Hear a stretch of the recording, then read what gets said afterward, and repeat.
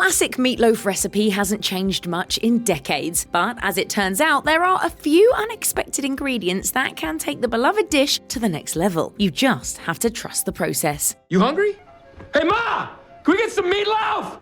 Served alongside ketchup and mashed potatoes, it became the defining comfort food of a generation. Nowadays, though, meatloaf is getting a second act thanks to a series of not-so-conventional ingredients. First up, pesto. Made with fresh basil, olive oil, and parmesan, the Italian sauce brings moisture and flavor to the meat mixture in a way that ketchup simply can't. The fresh, earthy, and cheesy notes also complement ground beef naturally, and a layer spread across the top of the loaf before baking doesn't hurt either. Serve it alongside pasta and you've got a full Italian-American dinner without much extra effort. Next up, you've got hard-boiled eggs. A technique with roots in Greek, German, and Hungarian cuisine. The trick here is to nestle the egg whole into the center of the loaf before it goes in the oven. The result is a nice textural surprise when you slice into it, and the bright cross-section doesn't look bad on a plate either. For best results, consider using older eggs as they're significantly easier to peel. A pinch of baking soda in the boiling water helps too, and a splash of salt and vinegar will help soften the shells. Then there's potato chips. Crushed into crumbs and folded evenly throughout the mixture, they solve one of the most common meatloaf problems, crumbling. At the same time, they add salt and a subtle crunch to the dish, which is a welcome contrast when traditional meatloaf is so often one note. On top of that, they also retain moisture throughout the bake and add volume in a way that plain breadcrumbs never quite manage. The best part is that there are loads of options, from sour cream and onion to barbecue, cheddar, and even smoked paprika. It's basically about choosing whatever sounds good to you.